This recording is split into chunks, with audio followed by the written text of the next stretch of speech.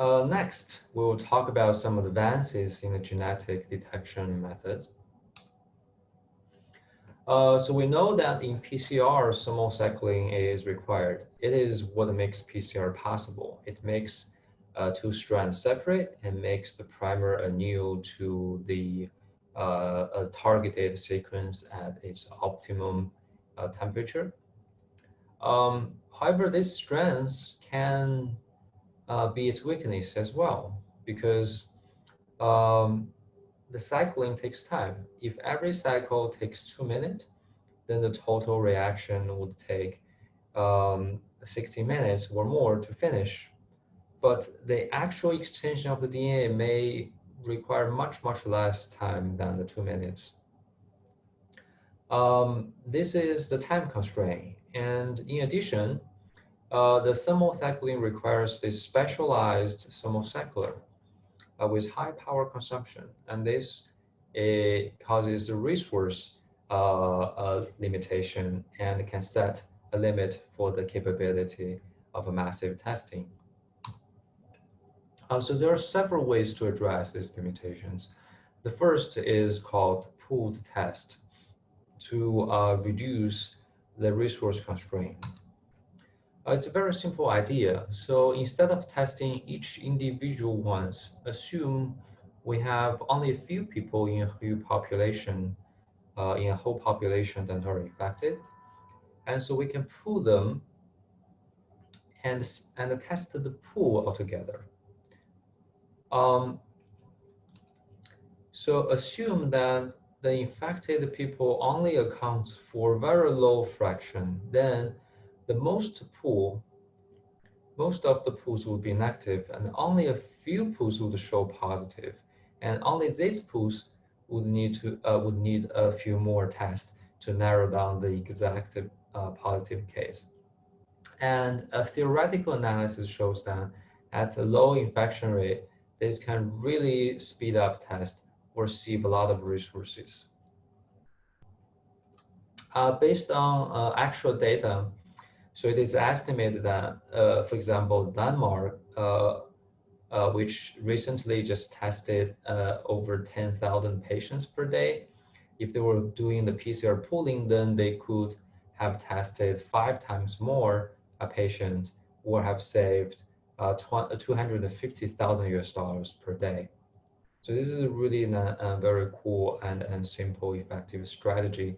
And in fact, in Wuhan, when millions of people were tested, the tests were actually performed in a pooled fashion, as well as a recent massive testing in Beijing. Um, the availability of a thermocycler as a limitation can also be addressed in other ways. So for example, engineers have come up with the cheap alternative to the thermocycler. This is called a continuous flow PCR. So in this device, one set of devices maintained at 95 degree, as in one step of the normal PCR. And the other set of devices maintained at 60 degree. And so as the sample passing through these channels continuously, it will go through a cycle of 65 to 95, then back to 60 to 95, and again, just as if it were placed in a thermocycler. The drawback of this method, however, is that the temperature may not be very accurate at different positions of this tube. And also, using these very narrow microfluid tubes, there will be a large surface to volume ratio, which means that there's probably a higher chance of sample get lost due to a track to the side of this channel wall during this continuous flow. So this may set a limitation of detection higher than a normal PCR. The next advances that we're going to discuss is called isothermal amplification, or ITA. It totally eliminates cycling, and thus there's no need for thermocycler. in ITA. And because there's no cycle, the reaction runs continuously. And so one can get the results much, much faster. So the key idea is to separate a strand of two input dsDNAs using different mechanisms so as to facilitate the primer and the target sequence annealing and the exponential amplification. There are three primary mechanisms to achieve this. One is called nicking enzyme assisted amplification, which uses nicking enzyme. The second one is called loop-mediated isosomal amplification, or LAMP. It uses a stem loop to mediate the single-strand sequence target and the primer annealing. And the third one is called recombinase polymerase amplification, or RPA, and it uses recombinase to achieve that. So we'll first introduce nicking enzyme, which is actually derived from the bacterial endonucleases. And this endonucleases, in its natural form, can recognize a double-stranded DNA, very specific double-stranded DNA sequence, and then cuts both strands. And then this enzyme can be engineered so that it allows its catalytic activity for cleavage of one strand and leaving the other one intact.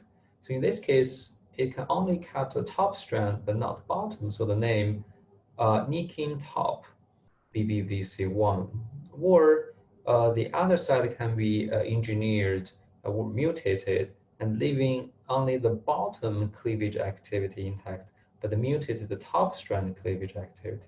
So this one will be called nicking bottom BBVC1. So with this nicking enzymes, one can design a strategy called nicking enzyme assisted amplification.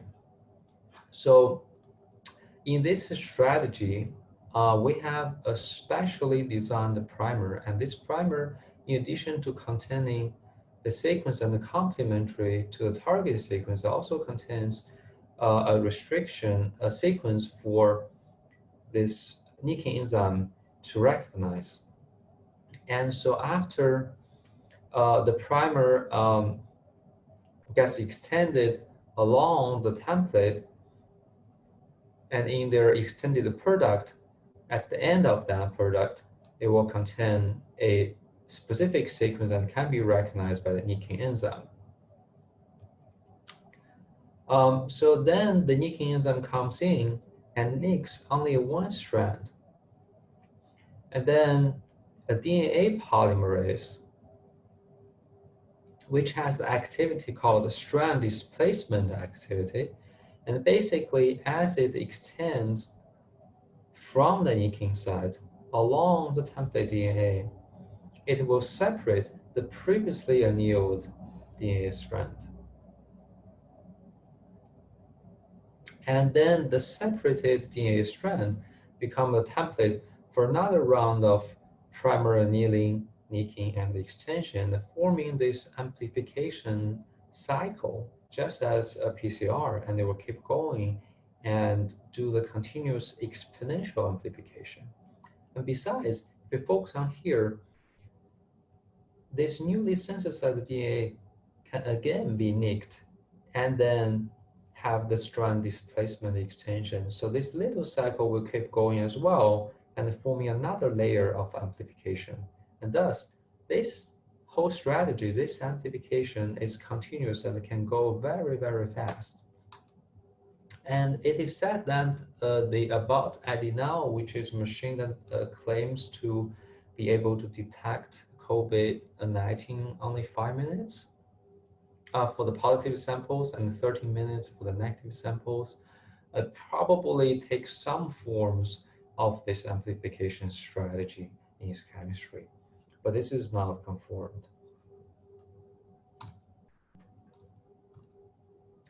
The second form of isothermal amplification is called LAMP, which stands for loop-mediated isosomal amplification. And this strategy makes the use of DNA loop. And so in this cartoon, a line represents a single-strand DNA molecule.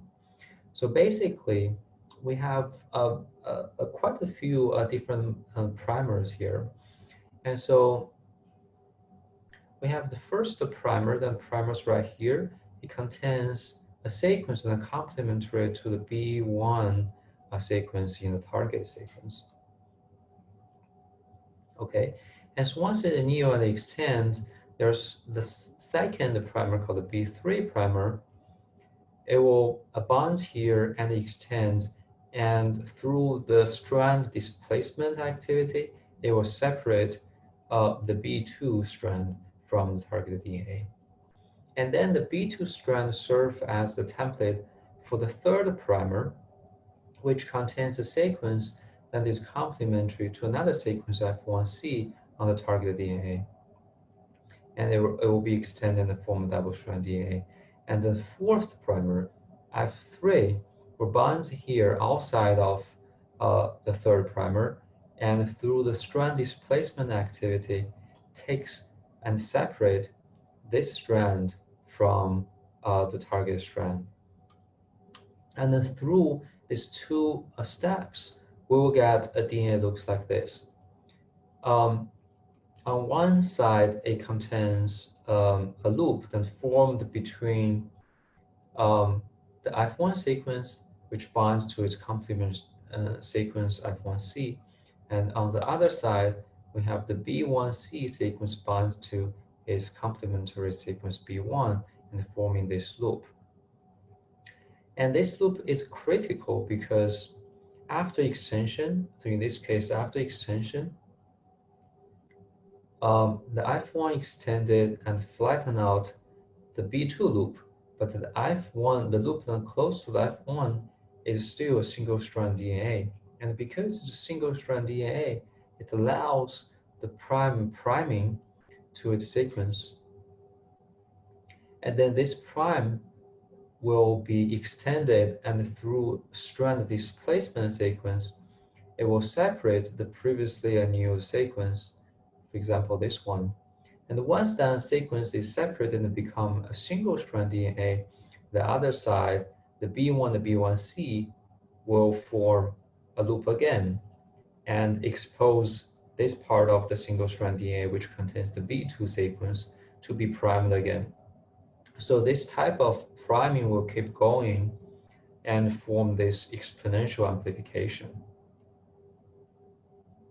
And this is also continuous, and so the reaction runs very fast. Due to the temperature requirement of this strand displacement polymerase, this reaction is usually carried out at 65 degrees.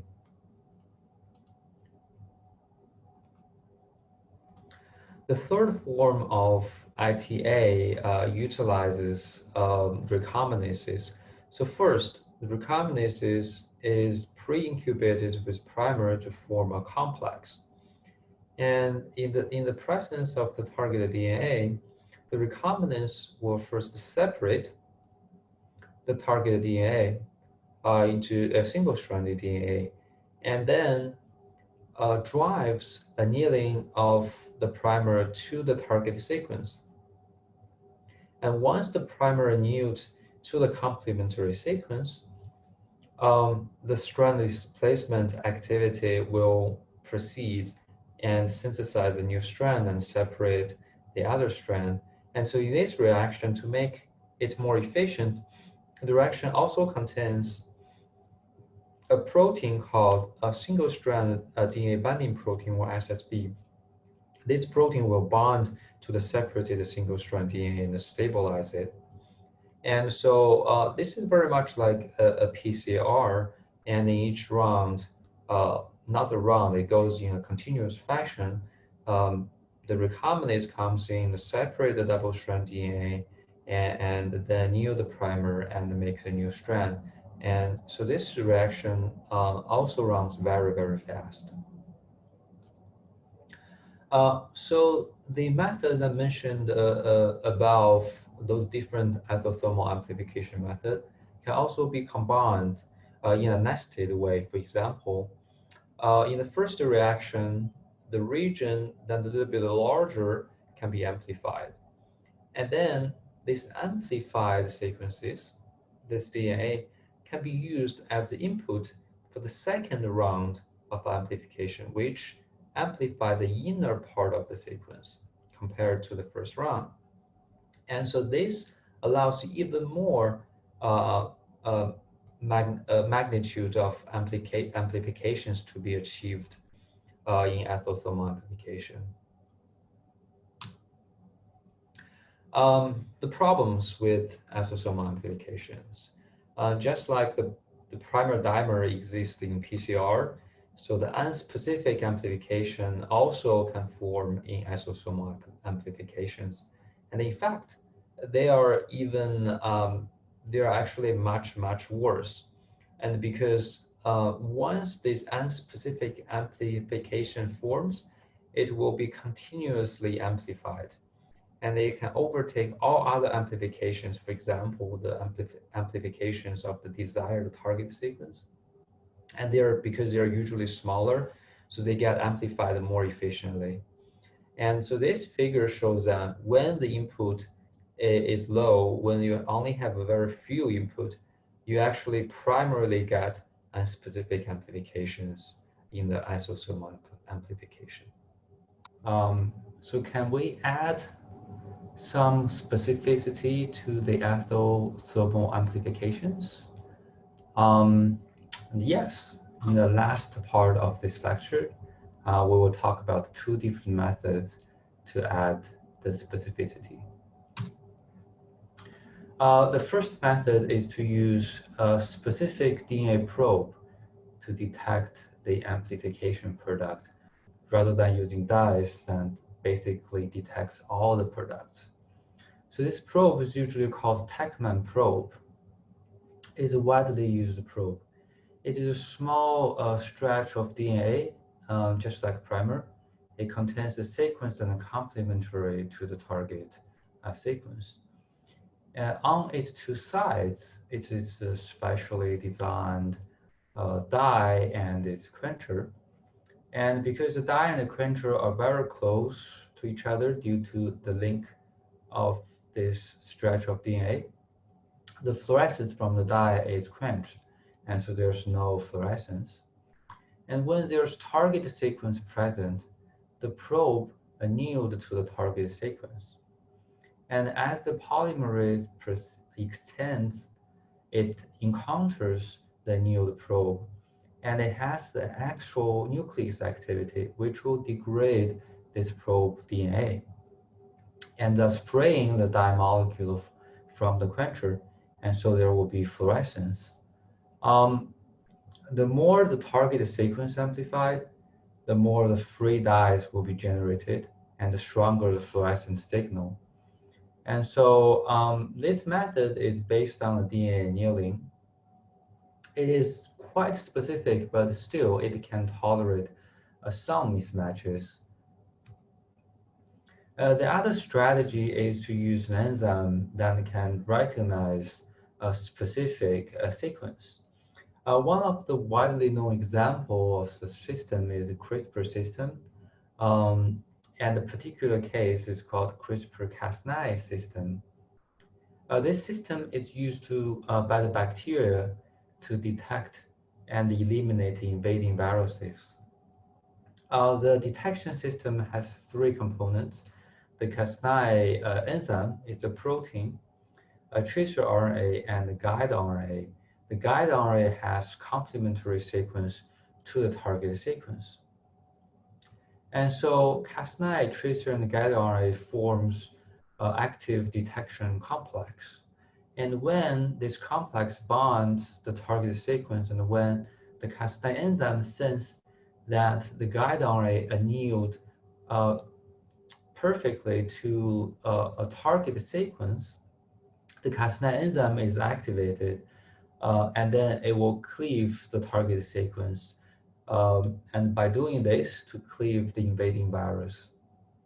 And this system is highly specific, and that's the advantage that we're going to take to develop for the specific detection to be used in the isothermal amplification. Over the past few years, other novel CRISPR system has been identified. CRISPR-Cas9 belongs to the class 2, type 2 system. And within the class 2, researchers have also found some other types of enzymes within this class. And notably, there's a type 6 class, and this enzyme has RNA nucleotide domains. And one of such enzymes called C2C2 or Cas13 has been identified by Feng Zhang group at MIT. And they found that this enzyme can form a complex with the cRNA, just like Cas9 forms complex to a guide RNA.